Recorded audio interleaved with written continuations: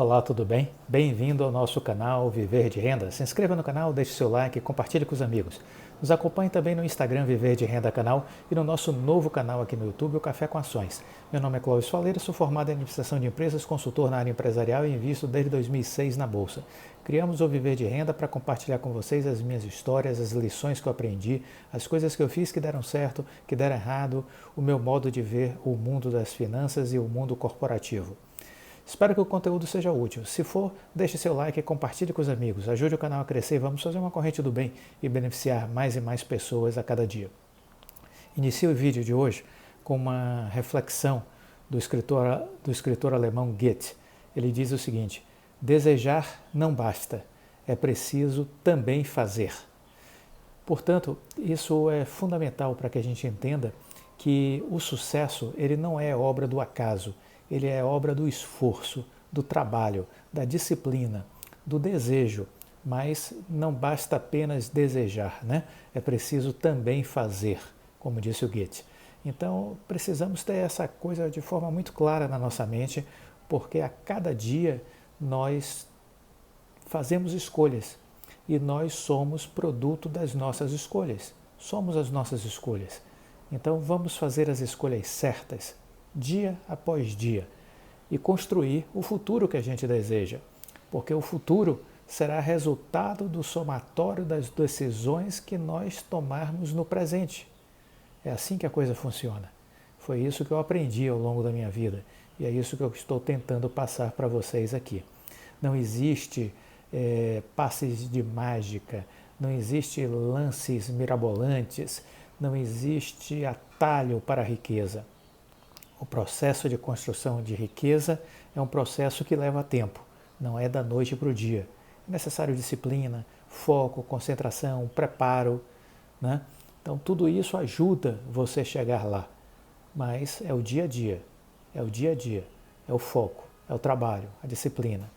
Saber o que deseja e criar a estratégia para chegar onde você quer. Isso que é fundamental. Portanto, valorize o seu trabalho, valorize o seu preparo, cuidado com os espertalhões. Existe aí no mundo virtual um monte de gente tirada esperta, gente que aparece com carros fantásticos, dizendo que ganhou tudo isso investindo em poucos minutos, fazendo operações de day trade. Muito cuidado que tudo isso é golpe, entendeu? Há um mundo de gente tirada esperta querendo passar a perna nos desavisados. E, sobretudo, passar a perna nas pessoas que são ambiciosas, porque é natural do ser humano ter ambição. Só que a ambição com a falta de preparo, aí o resultado é o pior possível, né? Porque as pessoas vão acreditar no conto do vigário, vão acreditar no canto da sereia e vão tomar decisões absolutamente equivocadas, né? Vão querer entrar em festas quando elas já estão no final e vão ficar com prejuízo na mão. Simples assim. Já vi esse filme muitas vezes. Não gostaria que vocês vivessem esse tipo de história. Então, faço votos para que vocês maratonem aqui os vídeos do canal, acesse a playlist, maratone os vídeos e use o seu tempo para aprender o conteúdo que eu já disponibilizei aqui e que vou continuar disponibilizando nos próximos anos, se Deus assim permitir.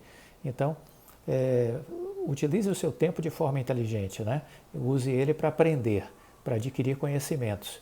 E esse é o grande intuito nosso aqui com o canal, disponibilizar gratuitamente conhecimento decorrente de uma história de vida, de uma vivência, de um aprendizado que foi se fazendo aí ao longo da minha vida profissional, porque essa experiência do mundo corporativo me ajuda a fazer análise de cenário, me ajuda a entender as empresas, assim como também a minha trajetória enquanto investidor. Portanto, eu queria que vocês refletissem sobre isso, né? E que isso de alguma maneira orientasse as suas decisões, para que vocês possam sempre estar fazendo boas escolhas. Vamos falar um pouco sobre fibra ótica, porque a gente tem falado muito da Oi, né? Mas a gente precisa entender que existe um movimento acontecendo no Brasil. E eu quero compartilhar com vocês aqui um conteúdo que eu achei muito interessante. Existe uma empresa que eu já mencionei ela aqui em vídeos anteriores, por isso é importante maratonar o canal. a EB Capital. EB Capital. Essa empresa ela me chamou a atenção porque ela criou uma empresa na área de fibra, a EB Fibra, e é uma empresa de investimentos, né? E eles criaram uma empresa de fibra ótica, a EB Fibra. E o responsável hoje por dirigir esse negócio, o CEO da EB Fibra, é o Pedro Parente. Pedro Parente foi ministro que cuidou, fez a gestão do apagão na época do Fernando Henrique Cardoso, e depois disso ele saiu do governo, ele foi para a iniciativa privada, foi um presidente que chamou atenção na RBS, afiliada no Rio Grande do Sul, da Rede Globo. Depois disso ele teve uma passagem como presidente da Petrobras, fez um excelente trabalho. Depois foi para a BRF também, fez um excelente trabalho na BRF, que é a Sadia com a Perdigão, né? É a BRF. E agora ele está empreendendo nesse fundo de investimentos à frente dessa empresa de fibra. Ele está com 68 anos, ele já atuou, portanto, na esfera pública, foi ministro da Casa Civil e o grande gestor daquela crise de energia de 2001, que foi muito bem sucedida aquela crise, a gestão da crise, né? Ele também comandou, como eu falei, a RBS, também teve uma passagem com destaque na Bunge, nessa parte aí de agronegócio, né? Petrobras e BRF, por onde passou, sempre com bons resultados, sempre sendo elogiado. Atualmente ele ainda preside o Conselho de Administração da BRF. Mas ele, nessa matéria, ele diz que está vivendo uma experiência nova, que é empreender. Ele é o CEO da EB Fibra, que é a companhia de fibra ótica da EB Capital, da qual ele é um dos sócios, ao lado de Eduardo Sirotsky, Luciana Ribeiro e Fernando Lunes. Está agora em poder dele um cheque de R$1,5 bilhão, que ele vai utilizar nas próximas semanas para fazer aquisições nessa área de fibra ótica. Nos próximos meses, o Pedro Parente vai anunciar um pacote de 7 aquisições que vai dar um novo porte à EB Fibra. 3 delas em até 2 semanas, as demais até junho.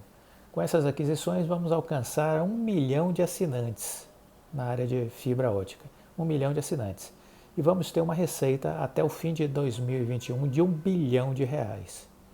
Me chama a atenção desses números, porque isso deve servir para a gente também refletir sobre os números da Oi, né? Ele está falando de 1 milhão de assinantes e 1 bilhão de receita até o final de 2021, declarou Pedro Parente. Os nomes das empresas, obviamente, não são revelados, pois ainda faltam alguns detalhes para assinar as compras, bem como questões regulatórias a serem resolvidas. Atualmente, a EB Fibra conta com 380 mil assinantes. 380 mil assinantes. Ela já é dona da SamCity, na região sudeste, e da Mob Telecom, no nordeste. Com as aquisições, a EB Fibra teria um número de assinantes pro forma de 635 mil até dezembro de 2020. Com esse resultado, seria do mesmo porte da BrisaNet, que tem 645 mil assinantes, estaria à frente da Algar Telecom, que conta com 526 mil clientes, né? Quando se olha apenas os acessos à fibra ótica. Como a meta é chegar a 1 milhão de assinantes até o fim de 2021, a disputa com a BrisaNet, que atua no Nordeste, e com a companhia da Algar, será bem acirrada, portanto, né? Porque essas são as que estão aí disputando, vamos dizer assim, a retaguarda desse mercado de fibra, depois aí das principais que estão à frente, que é Oi, Vivo, TIM e Claro, né? Pequenas operadoras, é importante destacar que esse mercado de fibra ótica é bastante pulverizado, né? Existem muitas pequenas operadoras que surgiram por diversas cidades do país. As chamadas operadoras competitivas dominavam 60,5% do mercado de fibra em janeiro, segundo dados da consultoria Teleco, especializada em comunicações. Somadas, elas tinham quase 9,6 milhões de conexões de banda larga. Claro, Vivo e Oi chegavam a quase 6,6 milhões de conexões ao final do ano que passou, né? Mas seus assinantes estão concentrados nos grandes centros urbanos, ao contrário de suas rivais menores que atuam em cidades de menor porte. As operadoras competitivas são todas candidatas a serem as novas GVTs. Elas podem se valorizar e se tornar uma quarta operadora grande de banda larga fixa, ou podem ser adquiridas pelas grandes empresas de telecom. Foi o que aconteceu, por exemplo, com a GVT, né? No fim dos anos 90, ela se destacou como uma empresa espelho da Brasil Telecom e acabou sendo comprada pela empresa Vivendi, a francesa, que depois foi que a vendeu para a espanhola Telefônica Vivo. As transações vão consumir 80% dos 1,5 bilhão que a EB Fibra tem para investir em aquisições, mas o Pedro Parente alega que boa parte dos recursos será usada para investimentos das próprias empresas adquiridas na construção de infraestrutura, na compra de equipamentos para as casas dos clientes e em aquisições de menor porte. A infra de fibra atual da EB Fibra tem 73 mil quilômetros, isso sem levar em conta a última milha, quando a fibra chega à casa do consumidor.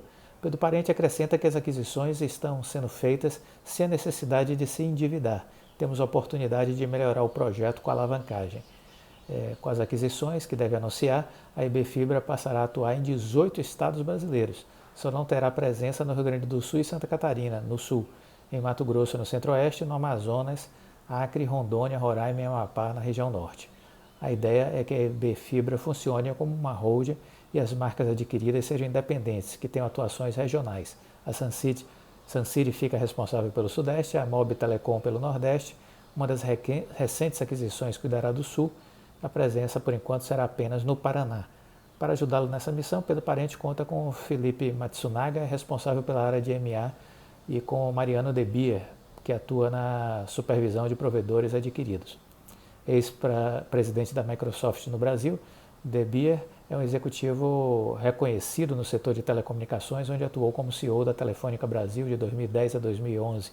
Teve passagens pela RBS e voltou ao grupo espanhol em 2016 e 2020, época em que esteve ao lado do presidente da operadora Amo Genis. A EB Fibra montou um time de primeira linha. O Mariano é um cara de respeito no setor e o Pedro Parente está se envolvendo diretamente no projeto, diz um executivo de telecom. Mas é uma empresa de investidor, uma hora eles vão sair. Então a gente vê aí esse movimento que está acontecendo, né?